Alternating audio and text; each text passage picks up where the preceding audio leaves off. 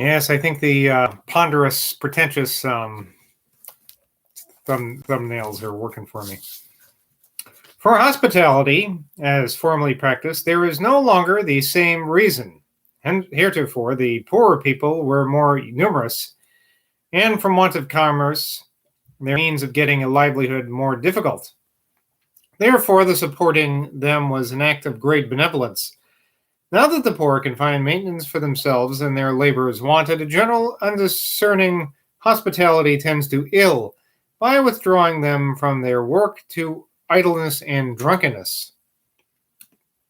Then, formerly, rents were received in kind, so that there was a great abundance of provisions in possession of the owners of the lands, which, since the plenty of money afforded by commerce, is no longer the case.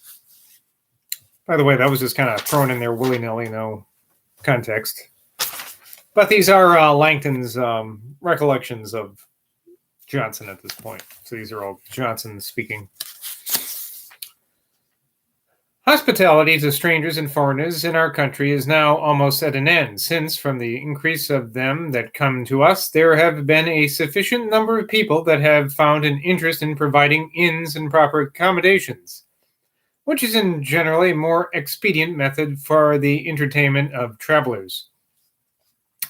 Where the travelers and strangers are few, more of that hospitality subsists, as it has not been worthwhile to provide places of accommodation. In Ireland, there is still hospitality to strangers in some degree, in Hungary and Poland probably more. Coleman, in a note on his translation of Terence, talking of Shakespeare's learning, asks, What says Farmer to this? That's capital F, Farmer. What says Johnson? Upon this, Johnson observed, Sir, let Farmer answer for himself. I never engage in this controversy. I always said Shakespeare had Latin enough to grammatize his English. A clergyman, possibly Dr. Michael Lort, whom Johnson characterized as one who loved to say little oddities, was affecting one day, at a bishop's table, a sort of slyness and freedom not in character, and repeated, as if part of the old man's wish. That's in italics, so I guess that's something. The Old Man's Wish. Oh, a song by Dr. Walter Pope. A verse bordering on licentiousness.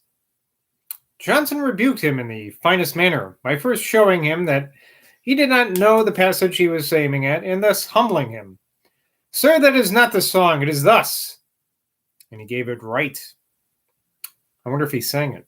Then, looking steadfastly on him, said, Sir, there is a part of that song which I should wish to exemplify in my own life. May I govern my passions with the absolute sway. Being asked if Barnes knew a good deal of Greek, Johnson answered, I doubt, sir, he was unioculus inter caeculus, the one-eyed man among the blind. Oh, okay. That's a good one to know. Unioculus inter caecus, C-A-C-O-S. But it's one of those like A-E, It's like one letter. It's A-E. I don't know what they call that. Like in canine, I guess would be. I mean, we don't have it in English, obviously, but I'm guessing that's where canine. What am I talking about? Forget about what I'm saying right now. Johnson used frequently to observe that men might be very eminent in a profession without or are perceiving any particular power of mind in them in conversation.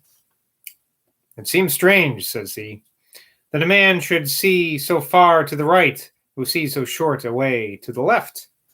Burke is the only man whose common conversation corresponds with the general fame which he has in the world. Take up whatever topic you please, he is ready to meet you.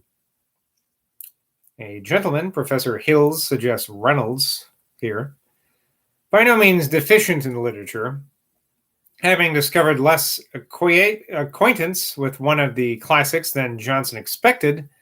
When the gentleman left the room, Johnson observed, You see now how little anybody reads. Mr. Langton, happening to mention his having read a good deal of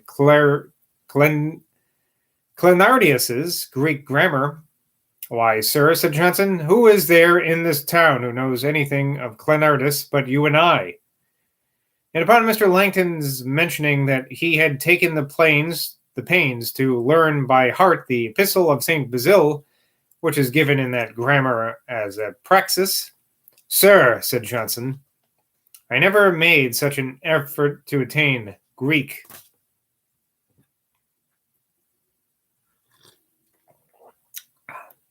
Of Dodsley's Public Virtue, a poem, Johnson said, it was fine blank, meaning to express his usual contempt for blank verse.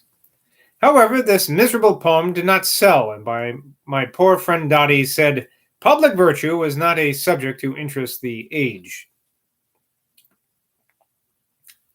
Mr. Langton, when a very young man, read Dodsley's Cleone, a tragedy, to him, not aware of his extreme impatience to be read to.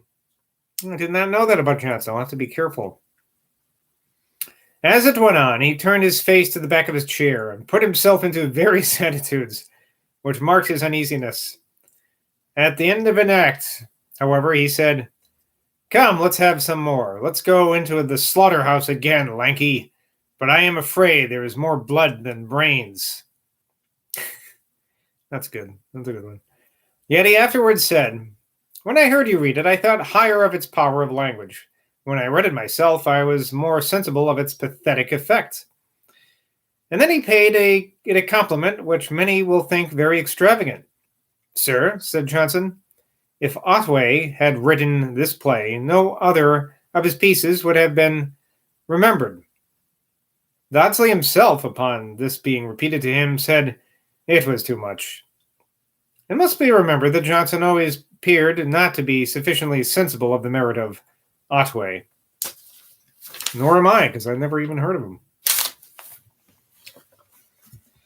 Snatches of reading, said Johnson, will not make a Bentley or a Clark. They are, however, at a certain degree advantageous. I would put a child into a library, where no unfit books are, and let him read at his choice. A child should not be discouraged from reading anything that he takes a liking to. I'm feeling like we heard him say this already somewhere else. From a notion that it is above his reach. Oh yeah, and then I went into how in fourth grade, there was these two science fiction books I wanted to read, and they wouldn't let me read them, the teachers. And I'm still upset about it. That's right. Anyway. If that be the case, the child will soon find it out and desist. If not, he, of course, gains the instruction, which is so much the more likely to come from the inclination with which he takes up the study.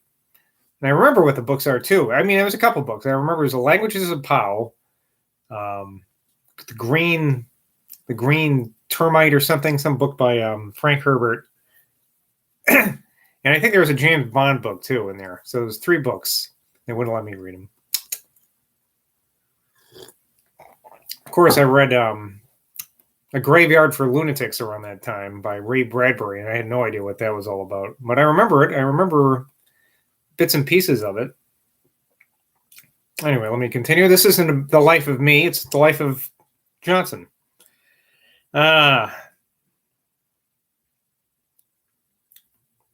Which is so much the more likely to come from the inclination with which he takes up the study.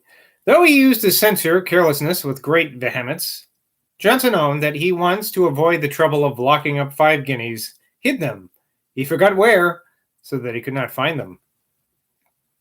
A gentleman who introduced his brother, perhaps Boswell and his brother David, to Dr. Johnson was earnest to recommend him to the doctor's notice, which he did by saying, When we have sat together some time, you'll find my brother grow very entertaining.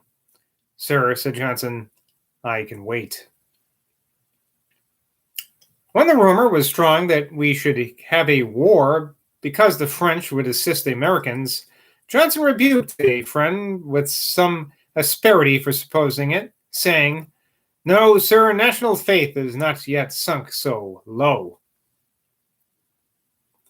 In the latter part of his life, in order to satisfy himself whether his mental faculties were impaired, Johnson resolved that he would try to learn a new language and fixed upon the Low Dutch for that purpose, and this he continued till he had read about one half of Thomas à Kempis, and finding that there appeared no abatement of his power of acquisition, he then desisted, as thinking the experiment had been duly tried. Mr. Burke justly observed that this was not the most vigorous trial, Low Dutch being a language so near to our own. Had it been one of the languages entirely different, he might have been very soon satisfied. Mr. Langton and he, having gone to see a Freemason's funeral procession when they were at Rochester, and some solemn music being played on French horns, Johnson said, "This is the first time that I have ever been affected by musical sounds." That's a very Johnsonian thing to say. Adding that the impression made upon him was of a melancholy kind. Mr. Langton saying that this effect was a fine one, Johnson said, "Yes, if it softens the mind so as to prepare it for the reception of salutary feelings, it may be good. But inasmuch as it is melancholy per se, it is bad." Goldsmith had long a visionary project that some time or other, when his circumstances should be easier, he would go to Aleppo in order to acquire a knowledge as far as might be of any arts peculiar to the East, and introduce them into Britain. When this was talked of in Dr. Johnson's company, he said, "Of all men, Goldsmith is the most unfit to go out upon such an inquiry, for he is utterly ignorant of such arts as we already possess, and consequently could not know what would be accessions to our present stock of mechanical knowledge. Sir, he would bring back a grinding barrow, which you see in every street in London, and think that he had furnished a wonderful improvement." He's rather unkind to Goldsmith. "Greek, sir," said Johnson, "is like lace. Every man gets as much of it as he can." It should be remembered that this was said 25 or 30 years ago, when lace was very generally worn. When Lord Charles Hay, after his return from America, was preparing his defense to be offered to the court-martial, which he had demanded, having heard Mr. Langton as high in expressions of admiration of Johnson as he usually was, he requested that Dr. Johnson might be introduced to him. And Mr. Langton, having mentioned it to Johnson, he very kindly and readily agreed. And being presented by Mr. Langton to his lordship, while under arrest, he saw him several times, upon one of which occasions Lord Charles read to him what he had prepared, which Johnson signified his approbation of, saying, "It is a very good soldierly defense." Johnson said that he had advised his lordship that, as it was in vain to contend with those who were in possession of power, if they would offer him the rank of lieutenant general and a governor and a government, it would be better judged to desist from urging his complaints. It is well known that his lordship died before the sentence was made known. Oh well.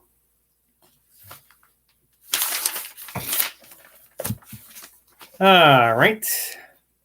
Uh-oh. Oh, I'm going to have to,